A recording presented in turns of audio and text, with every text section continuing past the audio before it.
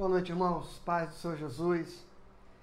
Bom a gente poder se reencontrar para mais uma devocional, para mais um dia onde a gente pode passar um tempo com a palavra de Deus, meditando, refletindo, sendo edificados, aprendendo, ensinando.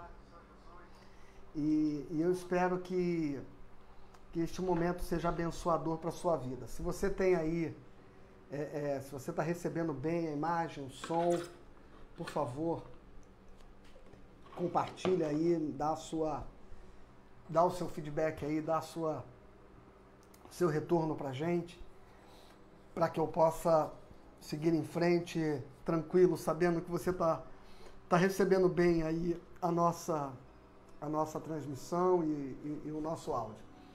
E compartilha também com pessoas com quem você pode dividir esse momento, mandar este link, marcar alguém, para que a gente possa também aproveitar esse tempo para evangelizar, né? Para poder comunicar a palavra de Deus a outras pessoas, a outros irmãos em Cristo. Nós estamos vivendo uma semana muito especial, né? Eu vou falar um pouquinho da mistura dessas datas todas, porque há tantos dias com conotação religiosa presente nesse final de semana, né? Nós temos dia 31, o dia da Reforma Protestante, ou para alguns o Halloween. Nós temos no dia 1º aquilo que se chama o Dia de Todos os Santos, na tradição católico-romana, tanto quanto no dia 2, o Dia de Finados. E então a gente precisa sempre lembrar, né, por que essas datas estão tão aproximadas, qual a coincidência que há com o Halloween ser justamente no dia 31, que é o dia da Reforma Protestante. Por que a Reforma Protestante é na véspera do Dia de Todos os Santos e na antivéspera do Dia de Finados? Essas datas não são próximas por coincidência, elas são próximas por causa do significado que cercava este momento. O solstício do hemisfério norte, do inverno, acontecia nesse momento, nesse período, e ali as superstições religiosas, elas afloravam com muita força, especialmente em relação a muitas crenças de que o mundo dos mortos e o mundo dos vivos entravam em comunicação, de modo que as portas desses mundos se abriam e os mortos passavam então para o mundo dos vivos. E daí muitas crenças celtas, naquela cultura passou a estabelecer uma relação de culto a esta presença dos mortos, oferendas que eram deixadas, para além da lenda da lanterna, né, que tem uma outra história aí bem interessante de um moço que faz um pacto com Deus e com o diabo, né, e engana a ambos, melhor dizendo, e então ele não tem lugar nem no céu nem no inferno e passa a ser condenado a vagar por toda a eternidade nas trevas do mundo espiritual, e por isso ganha uma lanterna, e é por isso que as lanternas em abóboras vão ser espalhadas como tradição no Halloween. E agora o mais interessante disso tudo é porque que também neste dia 31, que era o dia onde as superstições a respeito dos mortos vinham à tona, e que aqueles cultos celtas, nórdicos, então passaram ao Ocidente nas tradições que hoje se tornaram o folclore do Halloween, especialmente na América do Norte, e aqui no Brasil, naturalmente, por causa dessa enculturação norte-americana que vem através dos cursinhos de inglês e agora, naturalmente, também pela arte, pela internet, e cada dia mais nós vamos nos tornando copiadores de uma cultura que não nos comunica nada, né? Mas é assim que a gente vem copiando esse modelo norte-americano, e a gente tem tanta coisa no nosso folclore, né? Tantas se é para a gente falar de lendas, superstições, se é para a gente brincar com o folclore, por que não o folclore brasileiro, né? Que tem tantos personagens muito interessantes. Mas a gente tem essa síndrome de cachorro vira-lata, que a gente sempre gosta de pegar as coisas norte-americanas, porque elas parecem mais sofisticadas, né? E o nosso folclore é tratado como mera idiotice, infantilidade. E não, na verdade, sempre que me perguntam qual a crítica que eu faria ao Halloween, se o crente, se o filho do crente na escola, que as crianças se fantasiam, eu já disse mais de uma vez, estas superstições todas com as quais os religiosos, eles investem de poder estas coisas que neste tempo perderam totalmente este significado e esta conotação religiosa e ganharam ares apenas de folclore mesmo, de festa e de brincadeira. Mas os religiosos gostam de dar legalidade, de poder e símbolo a tudo, né?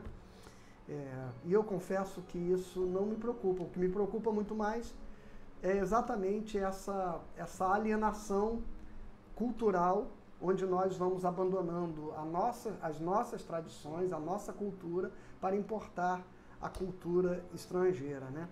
E no final das contas, a gente perde a nossa identidade, a gente perde a nossa história, a gente perde o contato com as nossas raízes, porque a gente cada vez mais vai importando esse dizer de uma cultura que não nos fala, que não nos diz. Veja, o nosso Natal é celebrado com pinheiros enfeitados com algodão para simbolizar a neve. Que coisa mais fora de contexto em relação ao próprio Natal de Jesus na Palestina, a gente querer ter um Natal que a nossa simbologia de Natal aponta para a Europa, né? para o continente europeu. E a nossa árvore de Natal poderia ser algumas das nossas árvores nativas, né? Porque o pinheiro, por incrível que pareça, é o que mais, talvez o que tenha mais relação conosco, protestantes, né? Porque Lutero ele enfeitou um pinheiro com lanternas e lembre que no século XVI não tinha energia elétrica, então nem pilha, nem luz, nem lâmpadas artificiais. O que tinha era aquilo um pouco parecido com o que nós conhecemos como as lanternas de balão, sabe? As lanterninhas de balão, que é uma velinha dentro de um invólucro, de um papel não tão opaco e colorido, e que quando sobe fica tudo iluminado, colorido. Então, mais ou menos, aquilo é o que eu chamo de lanterna. Lutero, ele está ensinando para as crianças e falando para as crianças a respeito do Natal. Então ele enfeita um pinheiro com lanternas, porque o céu estava totalmente nublado, as estrelas não apareciam no céu, naquele ambiente de inverno. Então ele queria ilustrar o céu colorido. Então imagina, ele pega na escuridão um pinheiro enorme e ele enfeita aquele pinheiro com lanternas para falar dos acontecimentos do Natal, dos anjos que desceram cantando, de todas as luzes que cercaram o nascimento de Jesus em Belém. E aí esse símbolo do pinheiro naturalmente tem a ver. Mas na verdade nós acabamos fazendo para copiar as tradições estrangeiras, né? E essa tem sido uma cara nossa, e por isso que a gente não tem uma teologia brasileira, uma teologia evangélica que seja nossa. Aliás, a teologia mais próxima da latino-americana que surgiu e que foi demonizada e execrada pelo segmento evangélico conservador foi a teologia da libertação. E apesar de todas as críticas que ela possa receber, é aquilo de mais perto de uma teologia latino-americana que nós pudemos ver acontecer. Fora isso, a gente importou o enlatado teológico norte-americano. Nem o europeu, para dizer a verdade. Quem dera a nossa teologia tivesse importado um pouco mais da teologia europeia. Mas a gente bebeu muito mais da fonte norte-americana, e especialmente o nosso evangelho atual bebeu muito mais do fundamentalismo norte-americano do que exatamente da boa teologia. É lamentável que nós não tenhamos uma teologia brasileira e agora também estamos substituindo a cultura brasileira pela cultura norte-americana com uma festa tão sem significado para nós como a festa do Halloween. Então essa seria a minha grande crítica, em vez de ficar achando que tem bruxaria, que tem coisa. Gente, pelo amor de Deus, é só mais um instrumento que os religiosos têm de ficar construindo superstições para amedrontar as pessoas, para criar um alarmismo diante de uma coisa que não tem absolutamente nenhum significado. Viu? Então fica tranquilo, você que é crente, é dono do cursinho de inglês, e aí a sua franquia pede que você enfeite aí, e o seu filho, que na escola todo mundo brinca e coisa e tal. Entenda a liberdade e o poder que há do sangue de Jesus Cristo sobre a tua casa, sobre a tua vida e sobre a sua família. E muitas vezes as pessoas querem sempre transformar coisas simplórias em invocações, como se fosse um grande culto. Por favor, menos, né? Menos. É curioso que esta mesma gente é fã dos Vingadores, né? Onde o Thor, o deus do trovão, está lá, e é uma divindade nórdica que... E olha que coisa interessante, né? Que muito diferente da mitologia africana, que é demonizada pela nossa religião, o Thor era um deus que exigia sacrifício humano. Sabia disso? Então, mas ele é nórdico, né? Ele virou para nós super-herói. E a gente desconectou o Thor do seu significado antigo, religioso. Legal isso. E eu acho que isso revela um pouquinho do que deve ser o nosso comportamento, por exemplo, diante de festas que durante um tempo tiveram um significado religioso e que hoje revestiram-se de um traço cultural e popular, onde o significado religioso se perdeu e ficou a brincadeira, ficou a fantasia, ficou a diversão, né? É possível que muitas igrejas que demonizem qualquer brincadeira em relação ao Halloween façam a festa do milho. Não, é festa do milho, porque não chama de festa junina, porque a festa junina pode parecer que se refere à festa joanina, que são as celebrações feitas a São João, mas a gente não faz São João, a gente faz uma festa do milho, a gente faz uma festa caipira, a gente faz um arraiá gospel. Então a gente vai pegando isso, pega só o que é cultural e abandona aquilo que é religioso. Olha, se você faz isso com a festa do milho, se você faz isso com os símbolos do Natal, porque você sabia que uma das origens dos enfeites e dos presentes da árvore de Natal eram dos cultos e das festas dedicadas a Baco e as máscaras de Baco, aquela máscara de madeira, que inclusive dá origem ao filme O Máscara, né?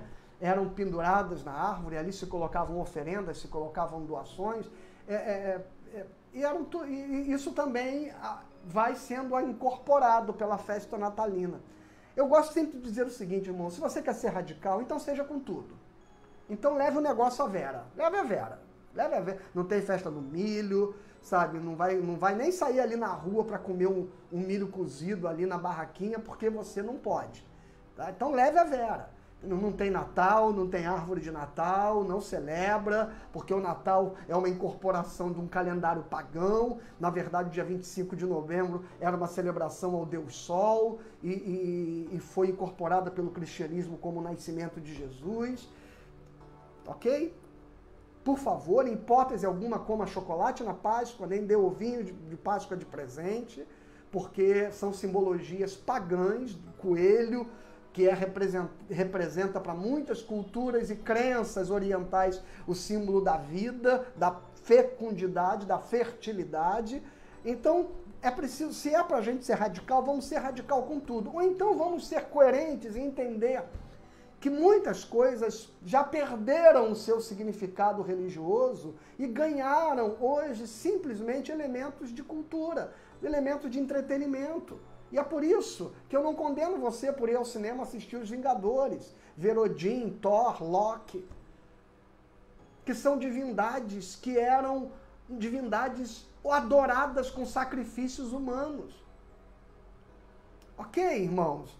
É só para o crente entender e ter um pouco de sabedoria e parar de ser manipulado por esta cabeça de gente supersticiosa que vive inculcando medo, como se... Eu vou dizer uma coisa, como se o diabo, em alguns momentos, eu acho que para muitos crentes ele é mais poderoso do que Jesus Cristo. E não compreendem o que diz em Colossenses, que ele já está vencido, que ele já está derrotado. Porque Jesus Cristo triunfou sobre ele na cruz e despojou e os expôs à vergonha pública todo o principado e toda a potestade. Sabe, e as pessoas às vezes tratam o diabo é um adversário que nos tenta, que milita contra nós, que arma artimanhas e estratégias, é verdade isso. E creia que ele existe como instância, não é um mito folclórico. Só que entenda que todo o poder das trevas e do mal, quando se levantar o anticristo e quando tudo se levantar contra a igreja de Cristo, a Bíblia diz que essa batalha, que as pessoas imaginam que será uma batalha difícil, a Bíblia diz que Jesus voltará. E com o sopro da sua boca os destruirá a todos. E todos os inimigos serão colocados definitivamente debaixo dos seus pés. Então você acha que Deus está brincando de queda de braço com Satanás? Ele não tem nenhum poder, porque ele já foi destronado na cruz do Calvário.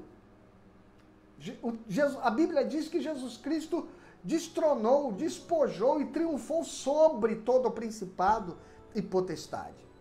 Então eu queria abrir um pouquinho, já que nós vamos falar sobre reforma protestante, porque hoje nós estamos falando de Bíblias, de estudar a Bíblia, eu vou falar hoje do sola Escritura, né?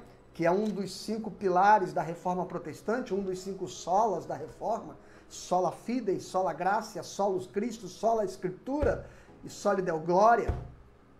Então eu vou falar hoje sobre o sola Escritura, à luz do pensamento de Martinho Lutero, mas eu precisava dar essa introdução a respeito do Halloween.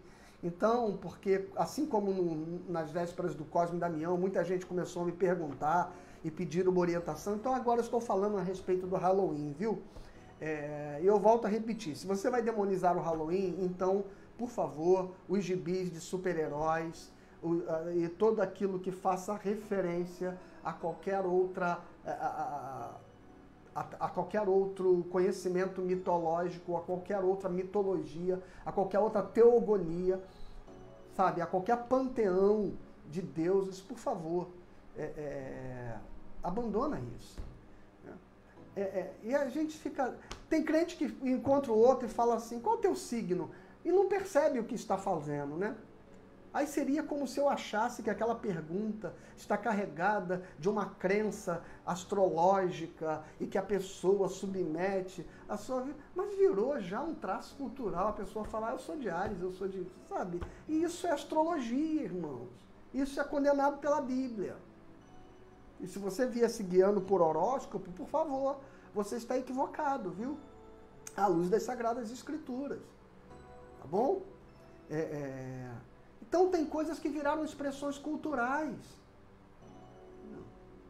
Sabe, quando você tem aquele espanto diante de uma notícia, de alguma coisa, você diz assim, nossa senhora, não é um hábito, não é um vício de linguagem que a gente apropriou da cultura brasileira? Vixe! Né? Você já ouviu o crente falar isso? Não. É comum, não é comum? É comum. Sabe por quê, irmãos? Porque ele não está ali fazendo uma invocação, uma adoração a Nossa Senhora. Ele está usando uma expressão que já virou uma expressão cultural de espanto. Como vixe, que é do Virgem Maria. Vixe Maria. Virou uma expressão que hoje ganhou áreas de cultura, foi incorporada a essa dinâmica viva da língua. Sabe? Se você achar que todo mundo que no momento de espanto fala... Sabe? Nossa. Às vezes ele não fala Nossa Senhora, ele fala nossa. Você acha que esse nossa é de onde que ele vem? É de nossa mãe, é de Nossa Senhora. Mas quando você hoje fala nossa, você não faz uma associação a uma adoração ou uma invocação mariana. Não é verdade?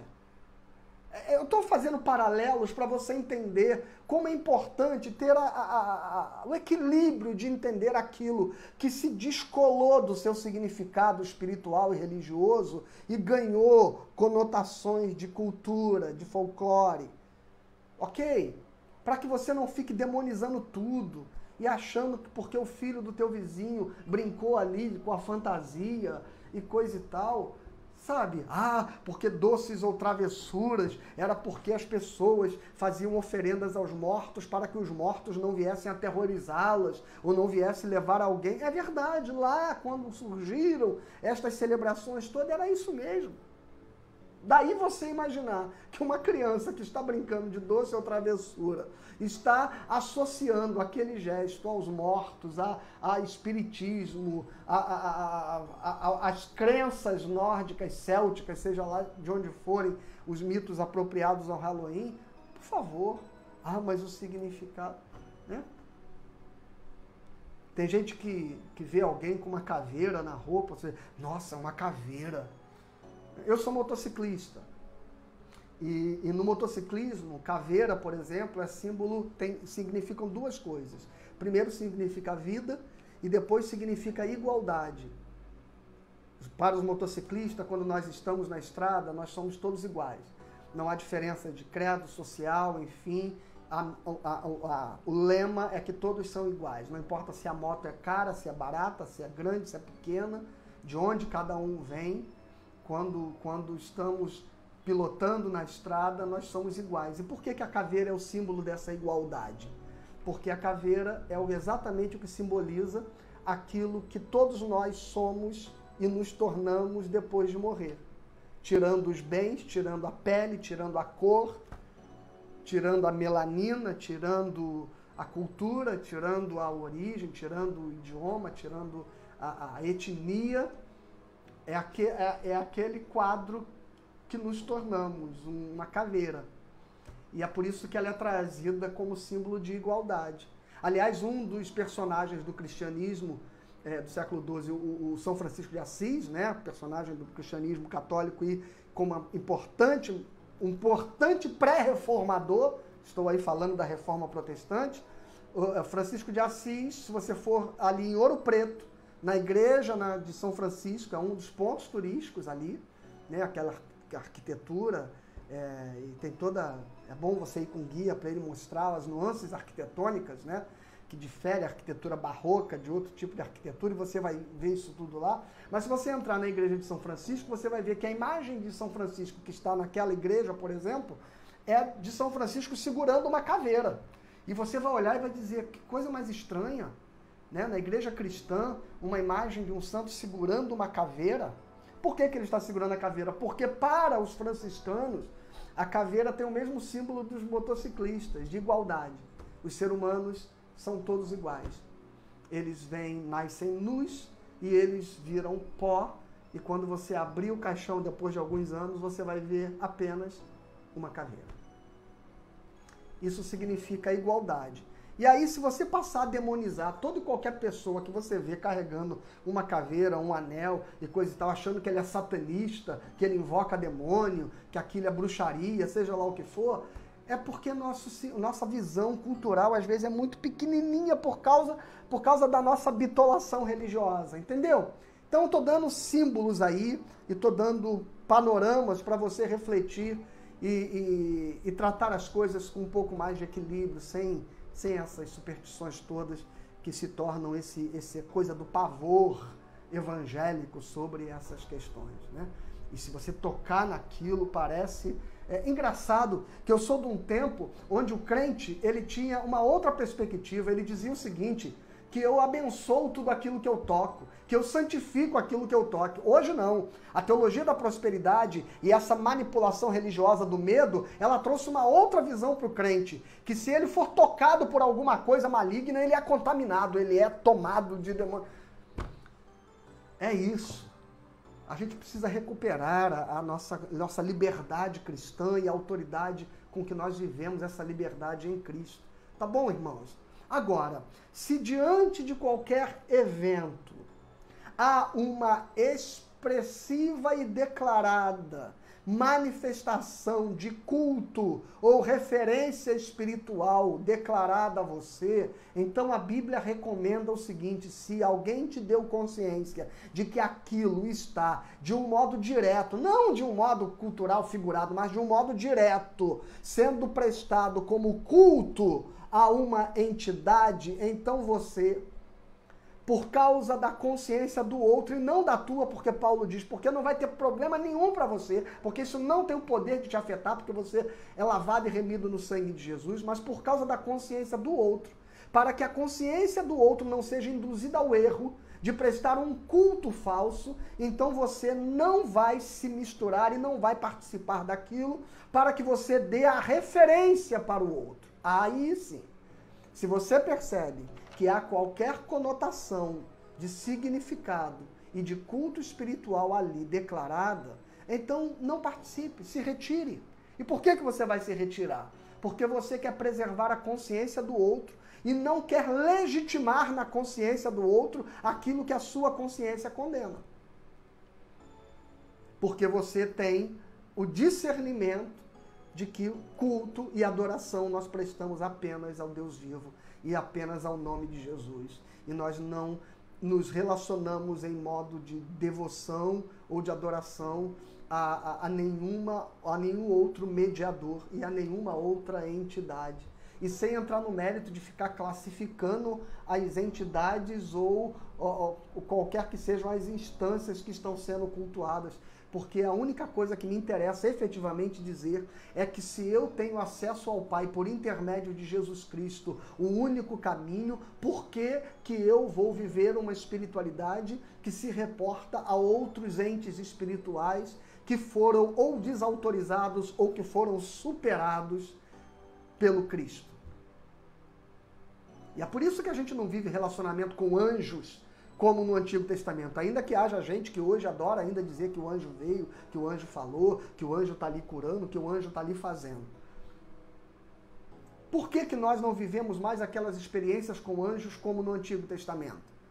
Porque essa experiência não é que elas são ruins, que elas são danosas, são proibidas ou elas não podem acontecer. É porque nós não temos interesse, porque agora nós temos acesso direto ao Pai por intermédio de Jesus. Eu não preciso de um outro mediador. Anjo é mensageiro. Eu não preciso de um outro mensageiro, uma vez que o próprio Espírito Santo fala ao meu coração da parte de Deus. Você consegue entender isso? Não é porque a gente deixou de acreditar na ação e na manifestação dos anjos, mas como isso perde sentido diante da sublimidade do conhecimento de Cristo Jesus? Então eu quero aplicar esse conceito dos anjos a toda e qualquer entidade, sem tentar ficar avaliando a procedência. Eu simplesmente entendo, pela luz do Evangelho, que tudo que um dia pode ter sido relevante se tornou obsoleto, uma vez que aquilo que é pleno já se manifestou. E a verdade, na sua essência sublime, já se revelou através de Jesus Cristo. Cale-se diante dele toda a terra. Cale-se todas as vozes. Porque apenas a voz do bom pastor é que nós ouvimos e seguimos.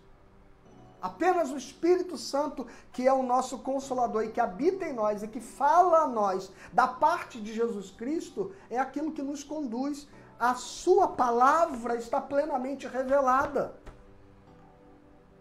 Por isso que não há nenhuma outra fonte de revelação ou de autoridade para a igreja para além das Escrituras. Sola Escritura.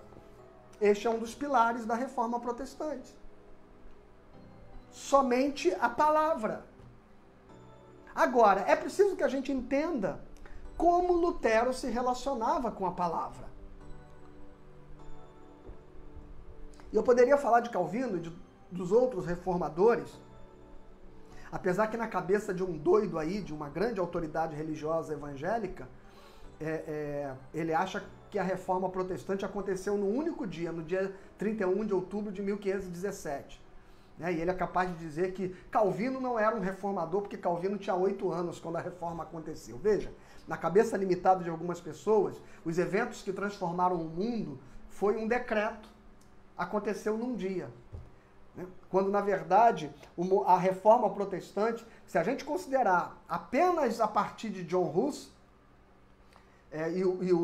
e Ailton, muito propriamente, nos falou de John Hus na última segunda-feira, na devocional da manhã, se a gente considerar apenas a partir de John Hus, a gente já tem pelo menos 100 anos para trás. E se a gente considerar depois de Lutero ainda, as figuras de Calvino, as figuras de Zwinglio, o desdobramento reformado com John Knox depois na Escócia, a gente vai mais 100 anos depois. Mas na cabeça de algumas pessoas, a reforma protestante foi um decreto assinado um dia por Martim Lutero, sabe? Ele não entende que em 1517 Lutero pregou as teses, mas na verdade Lutero já havia começado esses debates muito antes, há pelo menos algumas décadas pelo menos uma década ele já estava ali debatendo aquilo tudo, que depois de 1517 aquilo que vai se chamar efetivamente, vai dar nome ao movimento como protestante, é a Carta à Nobreza Alemã, que Lutero escreve, se eu não me engano, já por volta de 1525, se bobear, ou um pouquinho antes, que a grande ruptura de Lutero com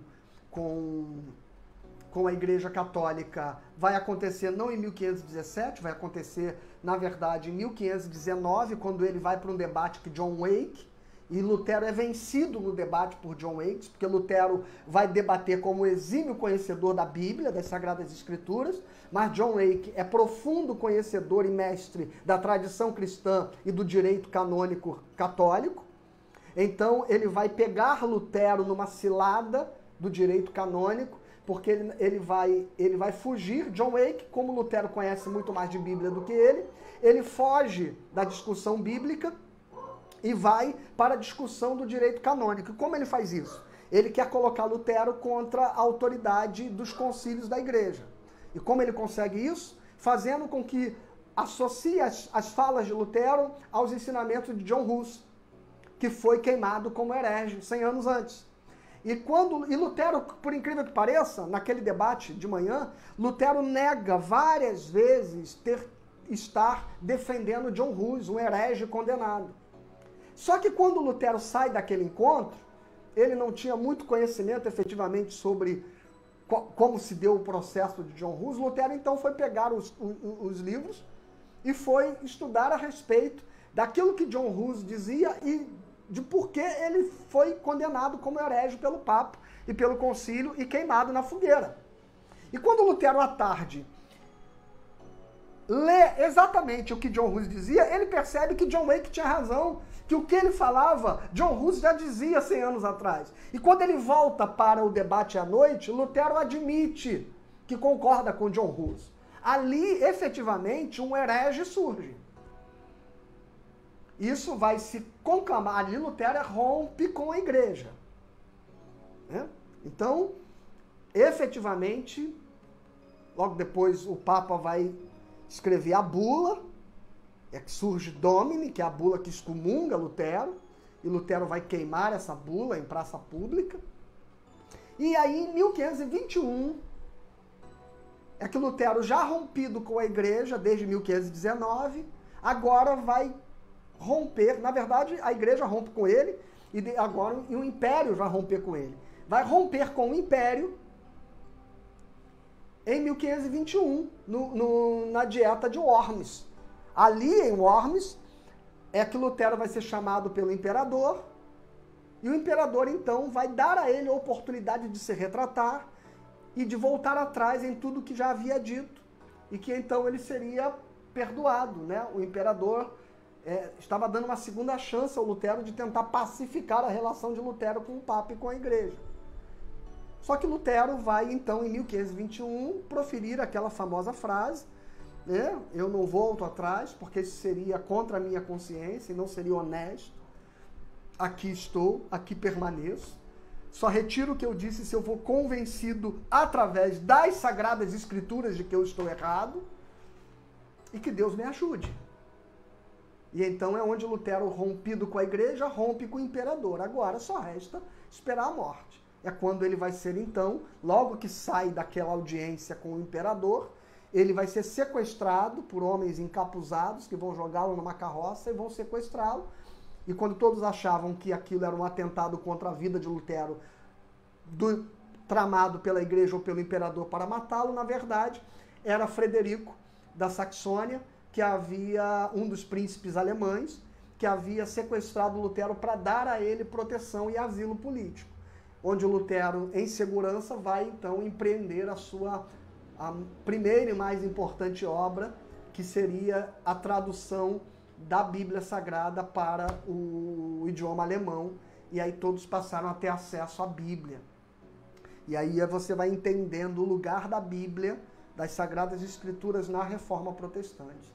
Onde começa efetivamente a importância da Bíblia na Reforma Protestante? Vai acontecer aqui no texto de Romanos, capítulo 1, versículo 17, quando Lutero vai fazer a exegese desse versículo que diz: visto que a justiça de Deus se revela no Evangelho de fé em fé, como está escrito, o justo viverá por fé. Como é que Lutero faz a exegese desse verso? E aqui que ele diz que quando o Espírito Santo iluminou o coração dele para compreender o que está revelado neste versículo, ele disse que naquele momento os portões do paraíso se abriram diante dele. E ele que vivia uma relação tensa com Deus, uma relação de ódio, de medo, Lutero chegou a dizer que odiava a Deus, porque ele não poderia amar alguém cujos padrões eram tão inatingíveis. E Lutero se sentia toda hora condenado pelos seus pecados, porque não era capaz de satisfazer a justiça de Deus. E não era capaz de ser justo. Até que ele ler esse texto de Romanos 1,17, e ele vai fazer a seguinte exegese: visto que a justiça de Deus, e aí vou abrir parênteses aqui para a leitura de Lutero. Ele disse: durante muito tempo achei que a justiça de Deus era aquela através da qual Deus pune o pecador pelos seus pecados. Ao ler Romanos 1,17, descobri que a justiça de Deus é aquela através da qual Deus não imputa ao pecador os seus pecados, mas pune os pecados dos homens em Jesus Cristo, seu Filho. Então aqui está a primeira coisa importante para você entender, que é um ponto central da Reforma Protestante, que a salvação é pela graça. E quem vive levantando e evocando justiça de Deus, entenda que a justiça de Deus não é aquela através da qual Deus pune o pecador, mas é aquela através da qual Deus o justifica pelo sacrifício de Jesus Cristo. E aí Lutero continua lendo: a justiça de Deus se revela no Evangelho. E o que é o Evangelho para Lutero? Veja o verso anterior: não me envergonhe do Evangelho, porque ele é poder de Deus para a salvação de todo aquele que crê, primeiro do judeu e também do grego.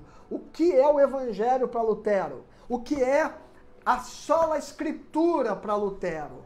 A palavra, a Escritura para Lutero está para além do texto, da letra. A Escritura para Lutero é a encarnação. O Evangelho para Lutero é Cristo encarnado. Para Lutero, a Bíblia é a palavra de Deus revestida com língua humana. Para Lutero, o reformador, a Bíblia, ela é o dizer de Deus envolto em linguagem humana. E como Lutero comparava a Bíblia a Jesus Cristo, ele dizia: assim como o menino enrolado em panos na manjedoura é o próprio Deus envolto em pele e panos humanos, a palavra é a voz de Deus envolta em linguagem humana. Então é preciso entender que a palavra é inspirada e revelada, mas ela não está aqui num idioma no idioma santo, sagrado, ela está aqui no idioma terreno, humano. Ela não está aqui com as imagens daquilo que é eterno, ela está aqui com a imagem daquilo que é compreensível para nós na nossa cultura e no nosso tempo. Tanto quanto o Cristo verdadeiro é aquele que se transfigurou diante de Pedro, Tiago e João no monte. Mas o Cristo que éramos capazes de ler, de entender, e que os nossos olhos podiam ver e as nossas mãos podiam tocar, para que nós pudéssemos entrar em comunhão com Deus e compreender o seu amor, era o Cristo que foi nascido em Belém, filho de Maria, criado por José, e que cresceu como um menino, filho do carpinteiro de Nazaré, que todos conheciam, e que se revestiu da limitação, da contingência, daquilo com que a encarnação o limitou. Quando Lutero, então, lê que a justiça de Deus se revela no Evangelho, o que é Evangelho para Lutero? Ah, pastor, Evangelho é boa notícia, vem do grego. A palavra evangelion significa boa nova. Ok, mas Lutero está fazendo uma leitura teológica. A justiça de Deus se revela no Evangelho, se revela no Evangelho, na palavra, no verbo, no logos. E o logos se fez carne e habitou entre nós. Então, se a palavra se fez carne e habitou entre nós, e a justiça de Deus se revela na palavra, a palavra, que é o verbo, que é o logos, encarnou, então a palavra é Jesus. E se a palavra é o Evangelho, Jesus é o Evangelho. Essa é a exegese. Visto que a justiça de Deus, aquela através de Deus perdoa o pecador, se revela em Jesus Cristo. E como ela se revela? Não se revela pelas nossas obras, não se revela pelos nossos esforços, não se revela pela nossa atividade religiosa, pela nossa penitência, pelos nossos dízimos, pelas nossas ofertas, tampouco por qualquer sacrifício. A justiça de Deus se revela pela fé. Como está escrito, o justo viverá por fé. Então compreenda, porque talvez você tenha o hábito de interpretar essa frase aqui, o justo viverá por fé, como ser uma pessoa que vive com fé, sabe? Vive e crê que Deus cura, e crê que Deus faz milagre. Não, não é isso. A tradução correta para essa frase, mais correta e exata, seria dizer o seguinte: o justo torna-se justo, ele torna-se santo, justificado por intermédio da fé.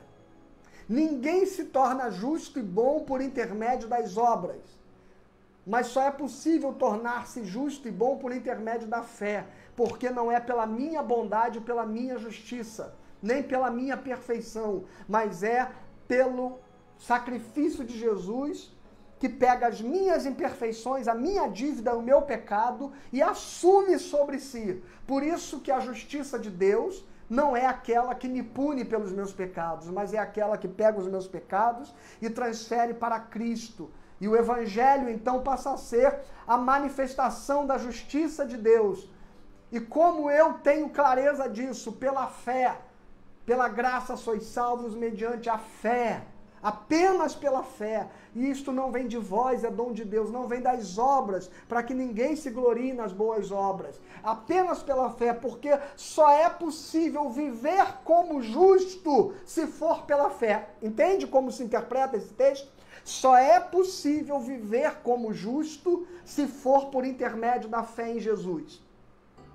Não é possível ser justo pelos seus esforços. Não é o seu bom caráter, não é a sua boa índole, não são as suas boas obras, as suas boas ações, a sua caridade.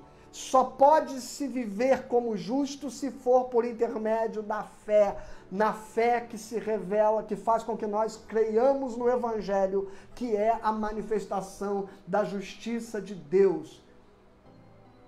Romanos capítulo 5, versículo 1. Sendo, pois, justificados pela fé em Cristo, temos paz com Deus. Então a reforma, irmãos, nasce da palavra que rasga o coração de Lutero com a revelação da graça de Deus. E isso, entender isso, desconstrói toda a doutrina da penitência, desconstrói as indulgências, que eram documentos vendidos pelo Papa, conferindo perdão de pecados. Desconstrói a autoridade eclesiásticas que vive se manifestando, e até hoje tem gente no meio do evangelho querendo se manifestar assim: eu sou sua cobertura espiritual. Gente querendo se colocar como mediador. Gente querendo ter a autoridade de liberar sobre a pessoa a bênção ou a maldição. Eu vou liberar a bênção sobre a sua vida, eu vou liberar a maldição. E tem líder religioso evangélico hoje que está vestindo essa capa de espiritualidade falsa, que foi desconstruída pela reforma protestante.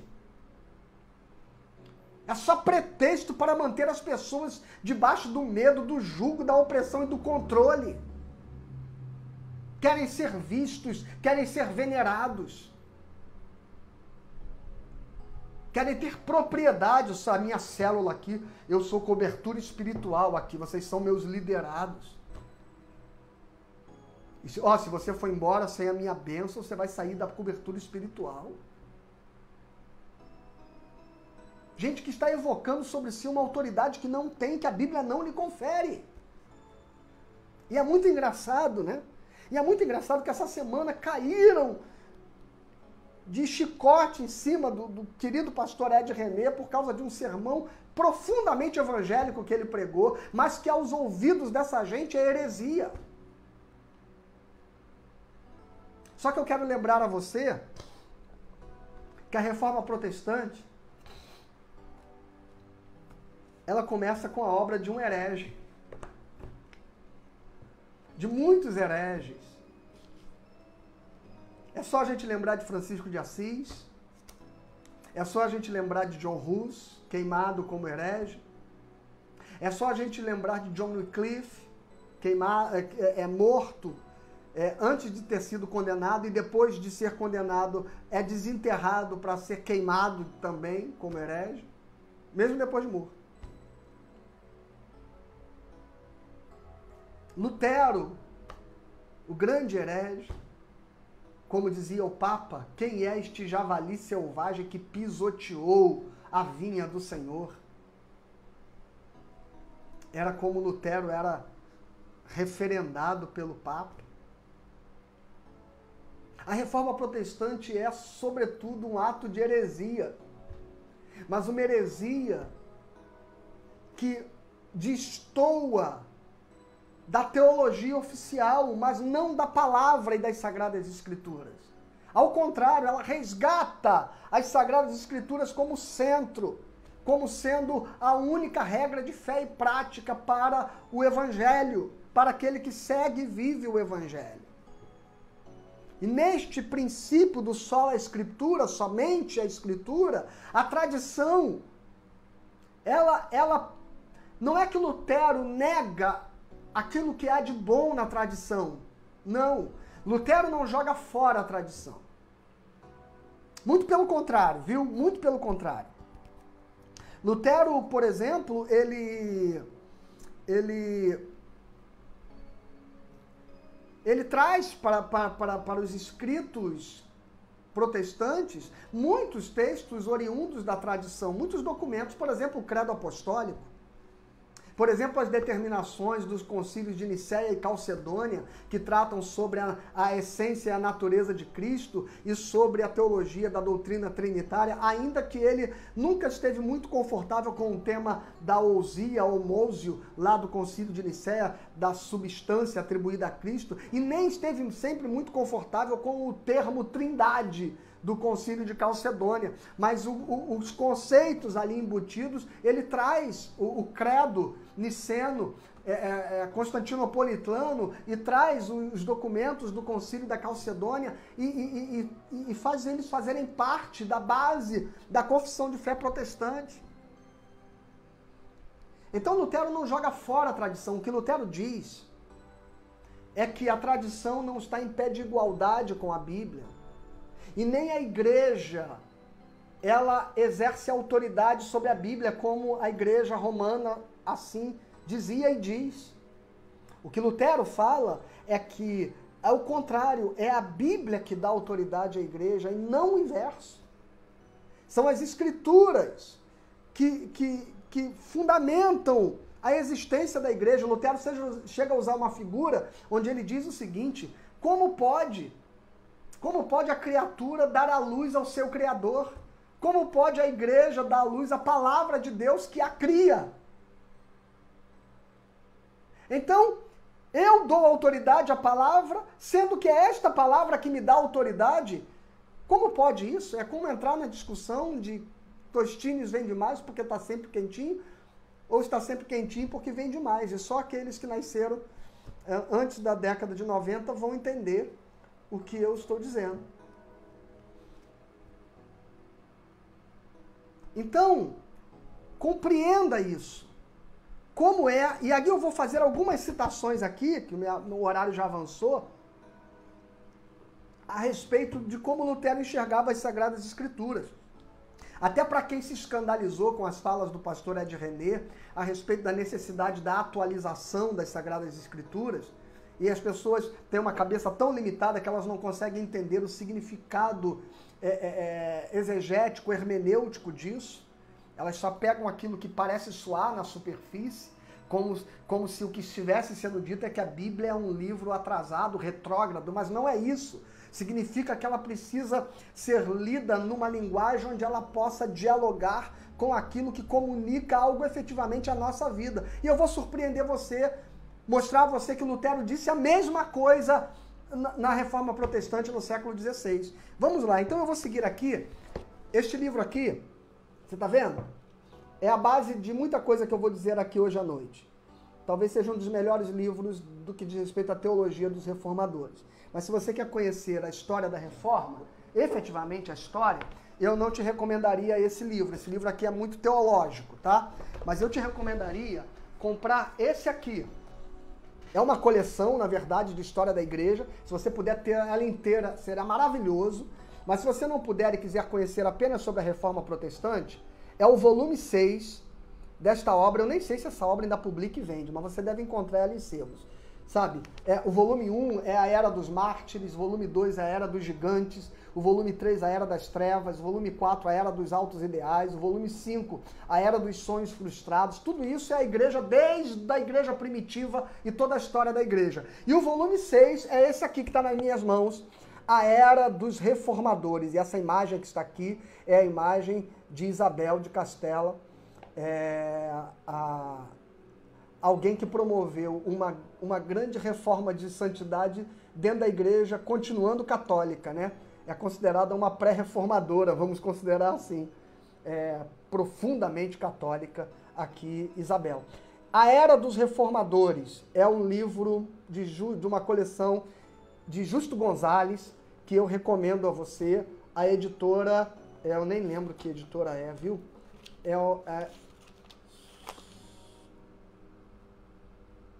Aqui está como impressão da Associação Religiosa de Imprensa, tá?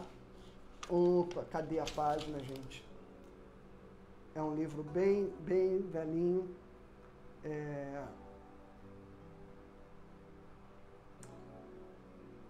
Sociedade Religiosa Edições Vida Nova, tá aqui, tá bom? A Era dos Reformadores, a coleção, o autor é Justo Gonzalez. Esse é o volume 6.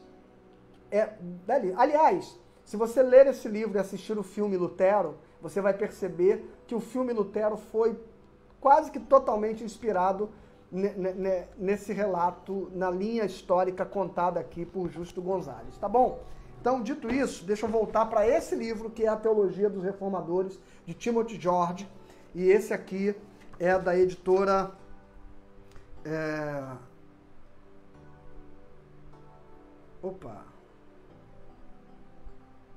Também da Vida Nova, viu?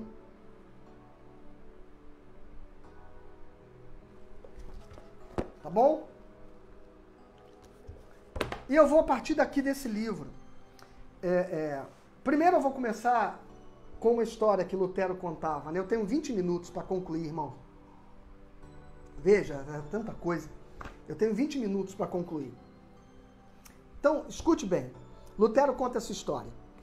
Ele já era monge, ele já estava no mosteiro, ele já tinha um líder espiritual que era Staupitz, que foi o seu guia espiritual durante todo o seu tempo de seminário. Foi o seu confessor e o seu orientador espiritual. E Staupitz, então, é um personagem importante na história de Lutero. É, inclusive, alguém que vai fazer com que Lutero passe a ser professor de Bíblia. Lutero, ele se torna doutor em Bíblia. Lutero era um cara rude, de palavras rudes. Lutero era um cara meio que destemperado, era um cara bronco, né? Vamos dizer assim. Calvino era um cara absolutamente acadêmico, polido, teológico, profundamente. E Lutero, ele era mais emocional no seu dizer, na sua linguagem. Ele tinha rompantes. Então, tem gente que confunde essa característica de Lutero com alguém que era um tosco que não conhecia profundamente teologia e Bíblia. É engano, tá? Lutero se doutorou em Bíblia, foi professor, tem comentários de quase toda a Bíblia, né? E não é à toa que foi estudando a Bíblia que ele vai ter o despertar a respeito da fé e da verdadeira fé. E ele conta essa história. Lutero relembrava o seguinte incidente ocorrido quando jovem. Frase de Lutero. Eu tinha 20 anos de idade e nunca havia visto uma Bíblia. Eu pensava que não havia nem evangelhos nem epístolas, salvo aqueles escritos nos missais dominicais. Por fim, encontrei uma Bíblia na biblioteca e imediatamente a levei comigo para o mosteiro. Olha, comecei a ler, reler e ler novamente, para grande espanto do doutor Staupitz. Então veja que a vida religiosa não tinha contato das pessoas, não tinha contato com as Sagradas Escrituras. Era baseado apenas nos missais, naqueles fragmentos que apareciam nos missais dominicais. Eles não tinham acesso, as Bíblias estavam em latim e as pessoas não a tinham no vernáculo, na sua língua materna, na sua língua pátria. E por isso que esta foi a primeira grande contribuição de Lutero, que a primeira coisa que ele vai redigir logo que se instala efetivamente a ruptura entre a sua pregação e o catolicismo romano, é ele pegar a Bíblia e traduzi-la para o alemão.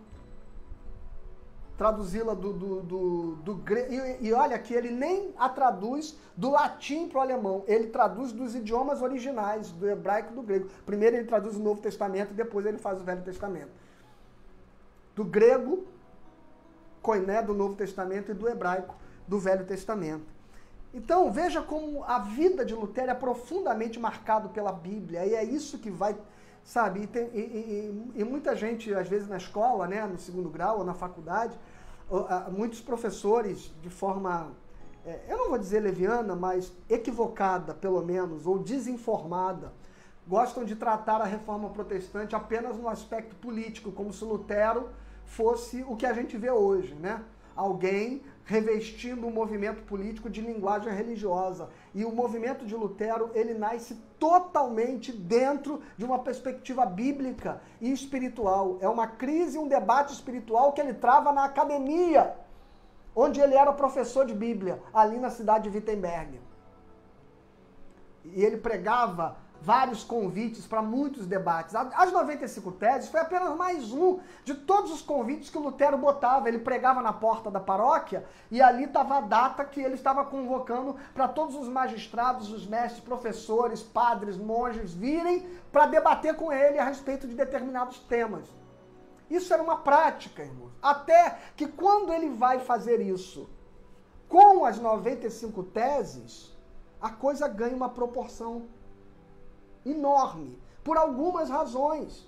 Uma delas, porque também começou a haver uma inquietação e anseios sociais e políticos em todas as camadas da sociedade alemã, desde a nobreza, os príncipes apoiaram Lutero, os nobres alemães, até os pobres camponeses que também tiveram a sua própria reforma, a reforma anabatista. Então, a reforma protestante, ela teve desdobramentos que atingiu os anseios. Veja, os humanistas, o pensamento filosófico e cultural e artístico da época, que era e que se faz conhecido como humanismo, ao lado daquilo que é o renascentismo, do ponto de vista do pensamento humano, nós temos o humanismo, da filosofia, e do ponto de vista das artes, nós temos o renascimento cultural. Então, esses movimentos de retomada das culturas clássicas, da filosofia clássica, por isso que é Renascimento o nome, e o humanismo que traz o homem para ser tratado agora como centro da discussão, os humanistas também bebem na fonte da reforma protestante e encontram nela também um caminho para mutuamente poderem fincar um protesto contra o teocentrismo da igreja, que é a todas as coisas serem submetidas à autoridade religiosa. E o humanismo agora coloca o homem como sendo o parâmetro e o critério. Tanto que Erasmo se torna o teólogo que vai dialogar diretamente com um dos grandes pensadores, filósofos humanistas da época, que é Erasmo de Roterdã. E Erasmo de Roterdã troca muitas cartas com Lutero e faz muitas perguntas e debatem sobre muitos temas, e ele concorda com Lutero em quase tudo, menos, porque ele é humanista, menos em relação à predestinação. Quando Erasmo diz a Lutero, esta doutrina não dá para entender, que Deus estabelece e predestina o homem. Deixe Deus ser bom, Lutero, porque isto parece que Deus é mau, que escolhe uns para uma coisa e outros para outra. E Lutero responde a Erasmo de Roterdã, Erasmo, deixa Deus ser Deus. Porque às vezes a gente quer entender os sentimentos e aquilo que move Deus. Deixa Deus ser Deus. A provocação deixe Deus ser bom de Erasmo, o humanista, o reformador responde, deixe Deus ser Deus. Que é o mesmo que Paulo diz quando ele fala em Romanos capítulo 9. Como pode a criatura dizer ao Criador, o que fazes? Deixa Deus ser Deus. Bom, fecha aí o parêntese aí, e a minha não é uma provocação não, viu? Mas certamente uma alfinetadazinha no arminianismo. Mas vamos em frente, sem nenhum tipo de animosidade, né? Meu tempo se esgota. Então, irmãos, trazer a Bíblia para que as pessoas possam ler foi a grande revolução da Reforma Protestante. Tanto que Lutero, ele vai dizer o seguinte, eu não fiz nada. Eu não fiz absolutamente nada.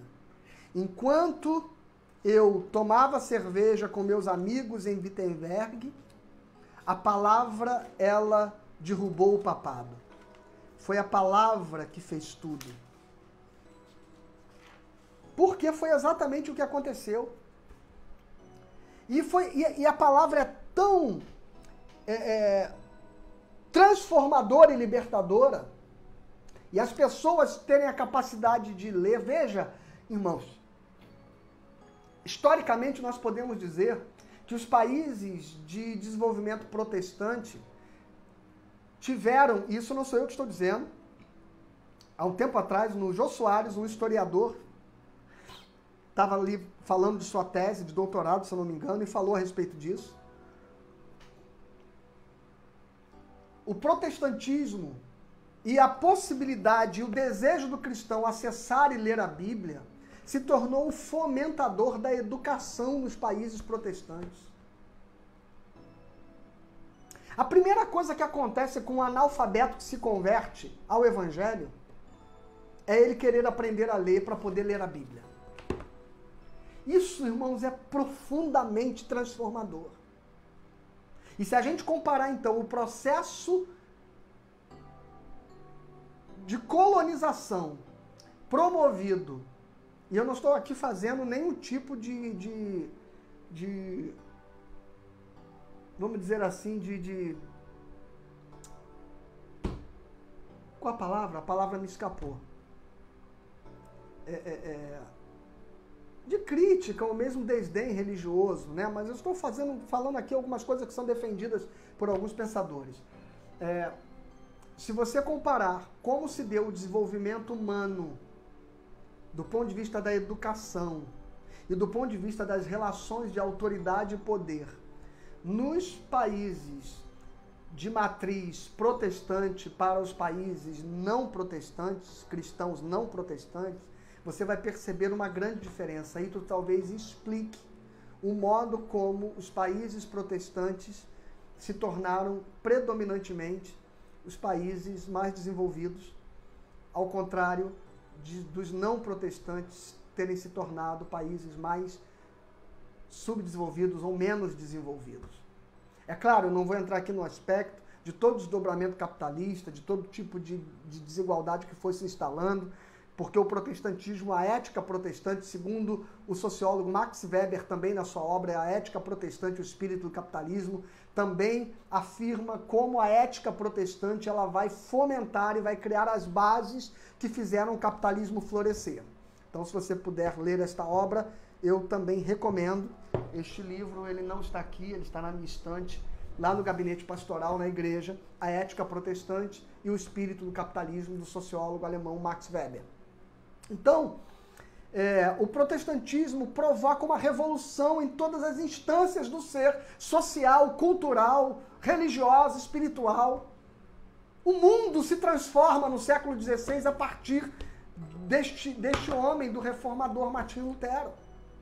É claro que muitas coisas cooperam com isso. Uma delas, por exemplo, é que poucos anos antes, Gutenberg havia inventado a imprensa, a possibilidade de você produzir livros usando uma máquina com tipos numéricos.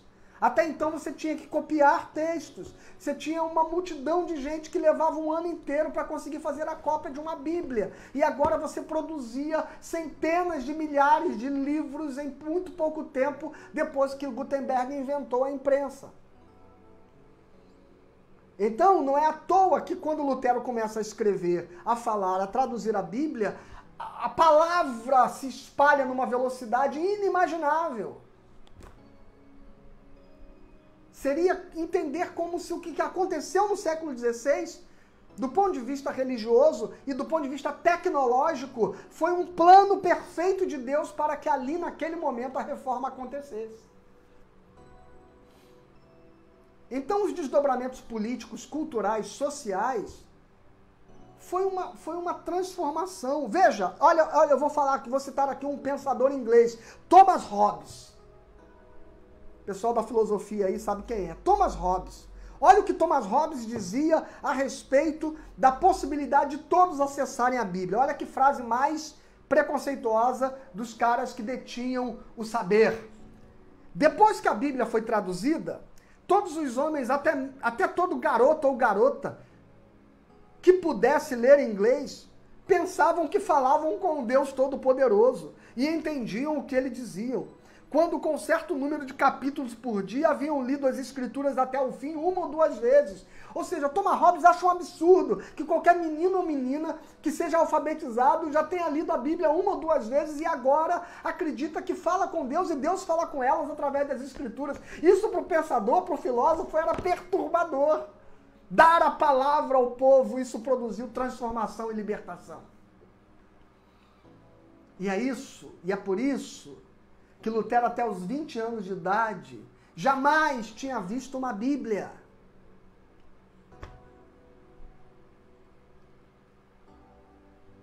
E quando ele descobre a Bíblia, uma obra transformadora vai começar a acontecer. Tremendo isso. Agora, eu vou saltar aqui, não vai dar para falar de tudo. Eu vou saltar aqui quando Lutero diz que Cristo é, ao mesmo tempo, o centro e o Senhor das Escrituras. Quando ele diz que Cristo é o centro, ele está dizendo que a palavra serve para revelar Jesus. Mas quando ele diz que Cristo é o Senhor das Escrituras, é porque ele quer dizer que Cristo não está aprisionado à letra. É como se dizer, e aí ele compara a Bíblia, repito, à manjedoura. A Cristo na manjedoura. Esse é um capítulo luterano. A sola escritura é igual a Cristo na manjedoura. É como se você acreditasse que depois de nascer e ter sido enrolado naqueles panos e colocado naquele cesto de comida de animais ali naquela estrebaria, Deus estivesse ali aprisionado. É a mesma coisa de você acreditar que, havendo Cristo se revelado através das Escrituras, agora ele se torne menor e menos poderoso, e sendo menos capaz de ser senhor das Escrituras e ser muito maior e ser eterno, mais do que as palavras humanas podem traduzir. Então, quando Ed René diz a Bíblia não é suficiente, irmãos, pelo amor de Deus, a Bíblia nos é suficiente para nos revelar tudo o que nós precisamos saber no que concerne a obra da salvação, da justificação, da regeneração, e para nós crermos em Jesus e obtermos dele, de Deus, o perdão e a salvação. Esta é a suficiência inerrante da Bíblia, infalível das Sagradas Escrituras. Mas ela não é um livro de ciência, ela não é um livro de literatura, ela não é um livro de artes, ela não é um livro de geografia, ela não é um livro de astronomia, ela não é um livro de história. Ela não é um livro de sociologia, ela não é um livro de antropologia, ela é a revelação do Deus que veio morrer na cruz por nós. Então entenda o que significa dizer que a Bíblia não é suficiente para nós falarmos de todo e qualquer tema. Ela é suficiente para nós podermos falar tudo o que é necessário se compreender a respeito da nosso relacionamento com Deus. Então não me venha falar de mundo espiritual usando qualquer outra fonte que não seja as Sagradas Escrituras. Não venha me dizer a respeito da revelação de Deus usando qualquer outra evidência que não seja aquilo que está plenamente revelado, porque ela me é suficiente. Tudo o que eu preciso saber para esta vida e para a vida futura, a respeito daquilo que Deus deseja me fazer conhecer a respeito dele, está suficientemente revelado na Sagrada Escritura. Entretanto, Jesus Cristo, que é o centro dela, ele é Senhor das Sagradas Escrituras. E Lutero diz assim: nas palavras da Escritura você vai encontrar as faixas nas quais Cristo repousa. Simples e pequenas são as faixas, mas caro é o tesouro, Cristo que repousa nela. Entretanto, veja bem o que eu vou dizer a você. Deixa eu voltar aqui um pouco. Quando Lutero diz... Vou ler aqui uma frase luterana, tá bom? Comentário. Lutero não lia a Bíblia univocamente, ou seja, univocamente é como se ele não precisasse fazer uma exegese, uma análise, uma atualização dela. Por que essa atualização? Você vai entender. Escuta aqui.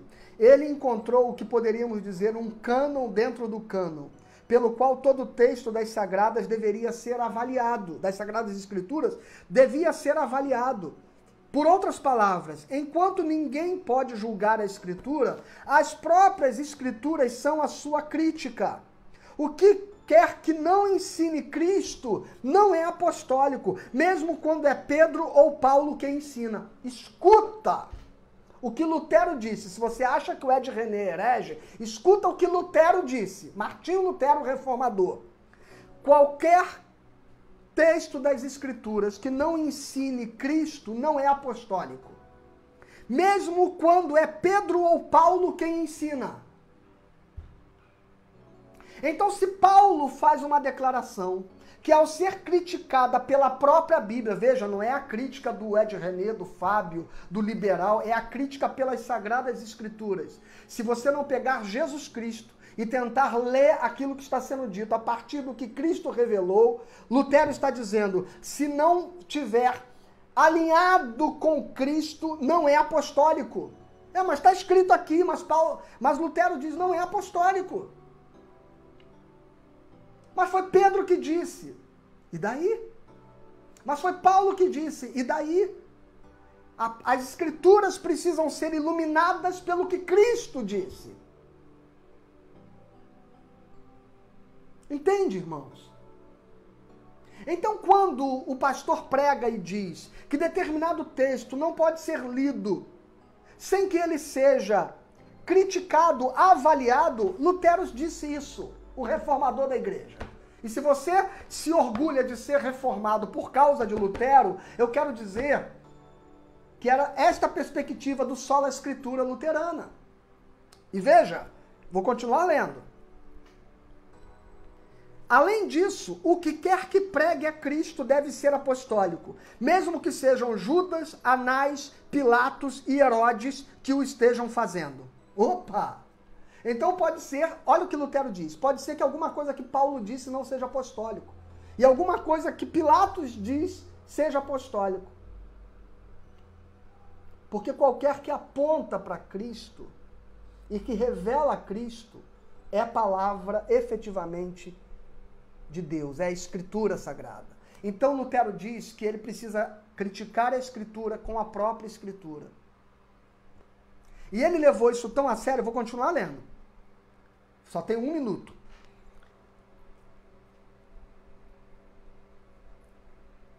Com ensinar Cristo, Lutero queria dizer muito mais do que apenas citar Cristo ou apresentar. Porque tem gente que acha que se tem o nome de Jesus e se tem Deus no meio, é cristão, é evangélico. Olha o que Lutero diz. Ensinar a Cristo não é citar a Cristo. Viu? Ser evangélico não é ter o nome de Jesus na música, não é falar de Deus na letra. Ok? O que Lutero diz é mais ou menos o seguinte: você que vive dizendo que essa música é evangélica porque ela fala de Jesus e foi composta por um evangélico, e que essa música é do diabo porque ela não fala de Jesus e foi composta por alguém do mundo, eu queria que você entendesse o que Lutero está dizendo. Porque pode ser que alguém do mundo fale de coisas que apontam para Cristo sem citar o nome, e que alguém do Evangelho fale do nome de Cristo e a respeito dele sem que esteja falando efetivamente do Evangelho. Lutero está falando isso sobre a Bíblia. E ele diz o seguinte: ensinar a Cristo é muito mais do que citá-lo ou apresentá-lo como exemplo. Tiago faz isso. Antes, o que Lutero tinha em mente era a clara proclamação de Cristo como Salvador dos pecadores, o Evangelho, as boas novas de que Deus redimiu a humanidade decaída por meio da cruz de Cristo. E ele diz: as Escrituras Sagradas são a palavra de Deus revestida de palavras humanas, enletradas, assim como Cristo, a eterna palavra, é encarnado na roupagem da sua humanidade. Consegue ouvir o que Lutero está dizendo? Dessa maneira, o princípio formal da reforma é determinado pelo princípio material, a justificação pela fé somente, baseada na graça e na obra de Cristo somente, é a chave para entender a revelação de Deus nas Escrituras somente. Então, quando você pegar um texto que você usa ele para mandar alguém para o inferno, você precisa trazer ao lado desse texto o poder da salvação, da redenção, da regeneração operado por Jesus Cristo na cruz. A experiência é necessária para entender a palavra. Não é meramente conhecer a Bíblia nos seus dogmas, nas suas doutrinas, mas é encarná-la. Ah, outro tema polêmico, já passei 2 minutos do meu horário, irmãos, tenha paciência, eu vou terminar já já. Quando o pastor que pregou, Ed René, ele diz que a Bíblia precisa ser atualizada, olha o que Lutero diz. O caráter vivente da palavra é percebido na maneira como Lutero tornava contemporâneo o texto bíblico. Você quer que eu interprete para você? O modo como Lutero atualizava a leitura do texto bíblico, isso é o que significa tornar contemporâneo. Então as pessoas hoje se espantam com o pregador dizendo: nós precisamos atualizar a leitura da Bíblia. E Lutero diz que a Bíblia é viva e por isso ela precisa tornar-se contemporânea.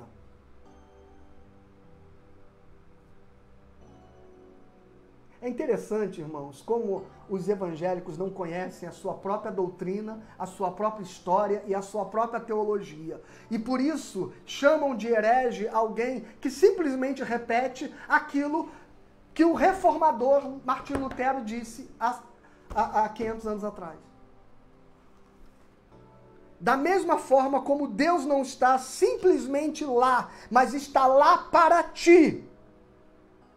Palavras de Lutero. Deus não é alguém que está lá na Bíblia. Ele está lá para você. Ele está lá para vir dialogar com a sua vida hoje.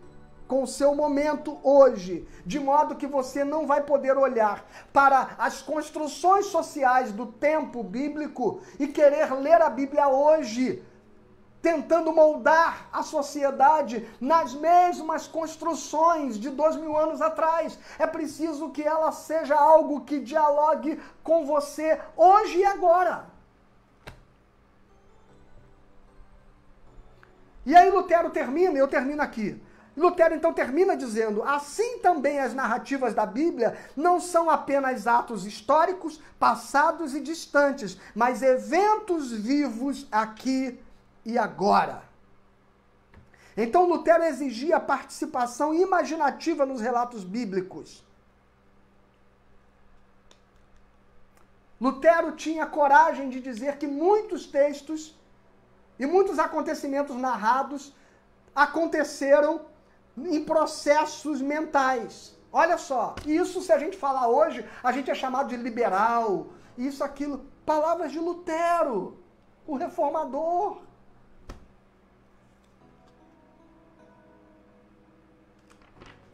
Eu tinha muito mais coisa a falar, mas não dá tempo, certamente. Tá bom? Nem vou entrar no caso quando Lutero lia com muitas reservas o livro de Tiago, de Judas, de Hebreus e de Apocalipse, acreditando que muito pouca coisa nesses livros ele podia fazer dialogar com o Evangelho, com Jesus Cristo. E por incrível que pareça, talvez sejam os livros mais apaixonantes da leitura evangélica hoje. Lutero fazia ressalvas. Mas estão na Bíblia. Mas Lutero dizia que muito pouca coisa diretamente de relação com a mensagem do Evangelho ele encontrava ali. Não que ele dissesse que esses livros não são importantes para o objetivo para os quais eles estão aqui. Mas eu não vou ter tempo de entrar nessa discussão. Amém? Irmãos, desculpa, viu? 6 minutos além das 9 da noite. Mas eu espero que isso tenha sido esclarecedor para você, especialmente se você participou e ouviu o burburinho em torno da discussão dos caciques religiosos condenando o pastor Ed René pelo seu sermão de domingo passado, tá bom? E é muito curioso que um dos primeiros que eu vi chamar o Ed René de herege e detoná-lo publicamente nas suas mídias sociais, é um pastor aqui do Rio de Janeiro, que hoje é um cacicão político lá de Brasília, da bancada evangélica. Eu não vou citar o nome dele não, porque eu não quero dar pretexto para ninguém, viu? Mas eu gostaria de citar. E eu já preguei na igreja deste pastor, e eu já vi este pastor lá com aquela prática de fazer fila com seus membros, botar a mão e todo mundo cair para trás e coisa e tal.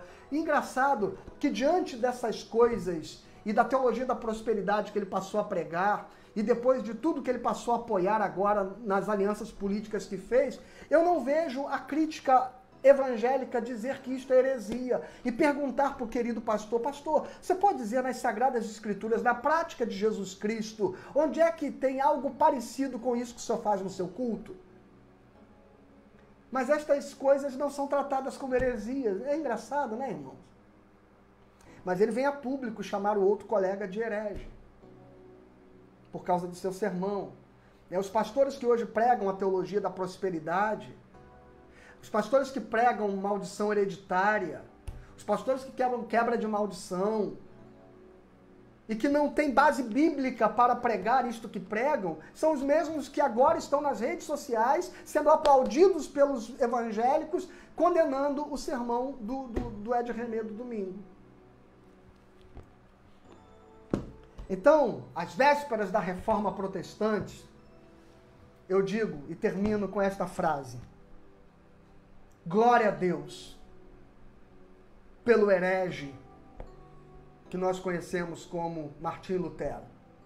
Este javali selvagem que teve a pretensão, a coragem de pisotear a vinha do Senhor, como disse o Papa, de questionar os teólogos da igreja, de questionar os bambambãs da religião, apenas para dizer que eu só volto atrás se eu for convencido pelas Sagradas Escrituras. E se você quer beber direto na fonte, viu? Procure então o livro Teologia dos Reformadores, o capítulo que fala do sola Escritura, Cristo na manjedoura, e você vai poder aprofundar os conceitos que eu falei hoje aqui à noite sobre a exegese luterana das Sagradas Escrituras, segundo a Reforma Protestante. Deus abençoe você, viu? Tem perguntas aí? Tem comentários? Deixa eu ver aqui. Se tiver, irmãos, vai colocando aí. Aqueles que tiveram paciência de ficar até o final. Viu?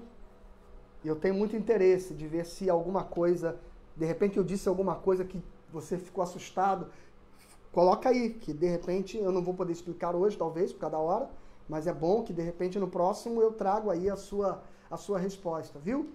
Alguém quer fazer algum comentário, alguma pergunta? Eu vou dar um tempinho, porque tem um delay aí entre a transmissão, né? E esse meu convite chega para você alguns minutos depois do que eu estou falando, então eu preciso dar um tempinho para que você possa ter tempo de reagir ao que eu estou dizendo. E nós vamos logo depois terminar.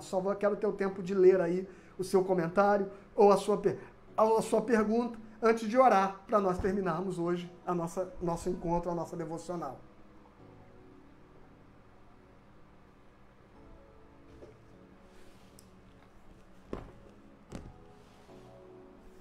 Amém? Ninguém?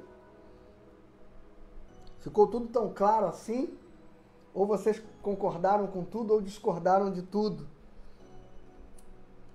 Flávia está dizendo aqui, aprendi muito, palavra abençoadora. Amém, que bom, irmão. Mais alguém? Mais alguém? Alguma observação, alguma colocação?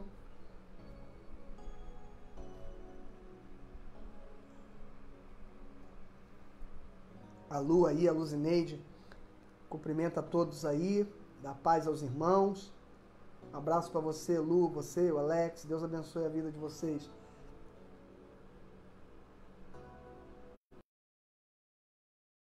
Vou terminar então, irmãos, já que os irmãos estão satisfeitos, né? Aí não há nenhuma observação a fazer. Que bom que a gente passou esse tempo aqui. Vamos orar. Amanhã estaremos reunidos no nosso pequeno grupo de família. E se você quer participar, fique à vontade. Pastor, é de casais? Não, a gente fala muito sobre o tema de casais, mas é um encontro para a família, então fique à vontade. A Lu diz aqui, cheguei tarde hoje, mas irei rever pelo YouTube ou Spotify. Amém. Muito edificante. Onde posso ver o filme de Lutero? Olha, Márcia, até um tempo atrás ele estava no Netflix, se eu não me engano. Não sei se ainda está, viu? Mas eu confesso que não tenho certeza. Eu tenho esse filme em DVD, está guardado no sótão da minha antiga casa, inclusive. Mas ninguém tem mais nem aparelho de DVD, né? Então nem adianta, nem ajuda muito. Mas ele já deve ter no YouTube, se bobear. Já deve ter até o filme todo para assistir. Se procurar bem, você encontra até com uma qualidade boa aí para você assistir, viu? É o filme Lutero. Eu vou até postar para que você não confunda. Tem alguns filmes, né? Mas o que me parece o mais viável... Tá, deixa eu tentar postar aqui para você.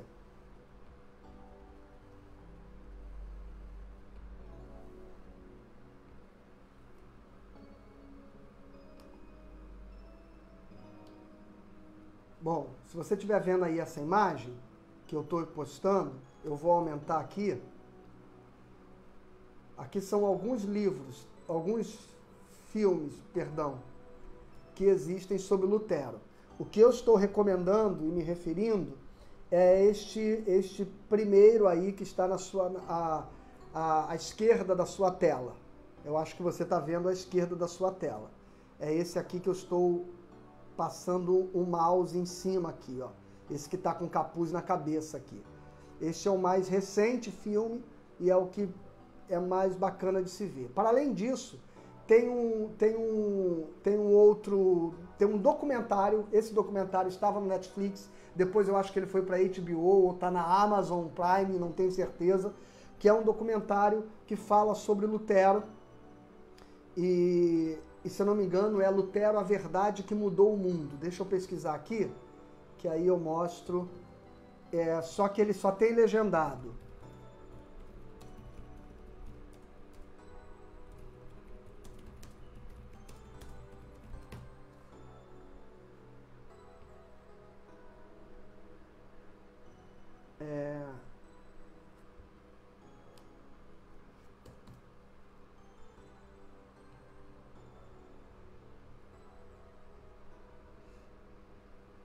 Bom, eu não estou achando aqui agora esse documentário, viu?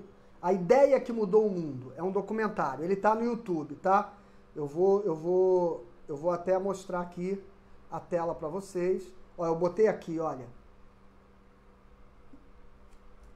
Lutero, Martinho Lutero, se você botar no Google, Martinho Lutero, A Ideia que Mudou o Mundo. Esse documentário é muito bom também, tá? Recomendo ver. Eu assisti ele legendado, porque só tinha ele dublado em espanhol. Então, é muito interessante esse documentário e que mostra um pouquinho da vida de Lutero, até que não mostra no filme, viu? O casamento dele com Catarina von Bora, que quando ele arma um esquema para libertar algumas freiras que queriam fugir do convento por terem se tornado protestantes. Então Lutero arma um esquema de entregar barris de vinho num convento e depois elas saem de lá escondidas dentro de barris vazios. Uma coisa fantástica, cinematográfica que Lutero fez. E quando vieram aquelas freiras, voltaram, e aí cada um dos crentes protestantes acabaram abrigando alguma delas nas casas deles e acabaram percebendo o quanto Lutero tinha afinidades com Catarina von Bora e estimularam ele a casar com ela, e ele acabou casando com ela. Esse documentário fala sobre essa história, é muito legal. Então, eu recomendo, viu? O filme Lutero, aquele que eu mostrei aí, e o documentário Lutero, A Ideia que Mudou o Mundo. Você encontra, acho que ambos, pesquisando no YouTube, você consegue assistir. Ou então, compre o livro do Justo Gonzalez, A Era dos Reformadores, e você aqui vai encontrar não só a história da reforma inteira, como você vai passar pela história de Lutero, a história de João Calvino, a história de Eurico Zwinglio, John Knox e todos os reformadores. E se você puder dar de presente esse livro para aquele pastor que disse que Calvino não é sequer reformador, talvez ele precise aprender um pouquinho de história, né? Também não vou dizer o nome dele, mas você talvez o conheça.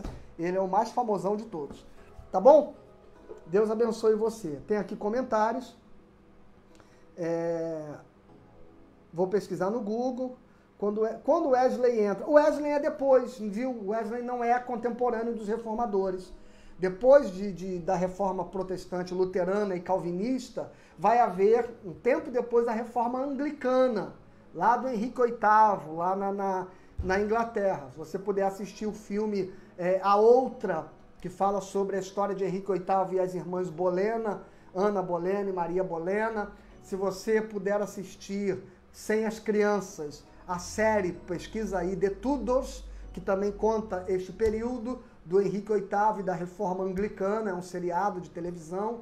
Se você puder assistir o próprio filme que desdobram a Reforma Anglicana ali, como o próprio filme Elizabeth, ou o filme A Rainha, são todos ali logo da consolidação da Reforma Anglicana. Então, Wesley é um personagem posterior da história anglicana. Então, a Reforma Protestante é o século XVI e o Wesley vai aparecer ali já no século XVIII.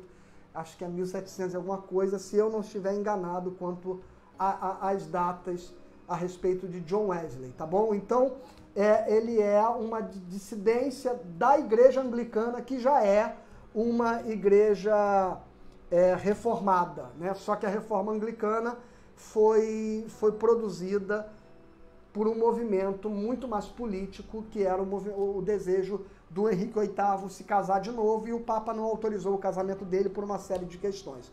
Viu? Eu tenho razão, eu não estou enganado, confirmei aqui, o Wesley é um personagem do século XVIII, 1703, é a data. Então, é pelo menos 200 anos depois da Reforma, viu? Quem perguntou sobre o Wesley. Calvino é contemporâneo de Lutero, só que ele é mais novo. Quando Lutero já fixa as teses, ele tem 8 anos. Mas é preciso lembrar, irmãos, que os homens se tornavam notáveis muito jovens, né? Então você pensa que Calvino se torna relevante aos 60, 70, como hoje a gente conhece. Não, eles escreviam as suas obras muito jovem, muito cedo. As pessoas faziam faculdade com 16 anos de idade e já estavam escrevendo os seus livros, tá bom? No século XVI, por exemplo, tem um escritor, exímio escritor, que é Etienne Laboissy, e ele escreveu a sua obra mais importante com 18 anos de idade, morreu aos 33.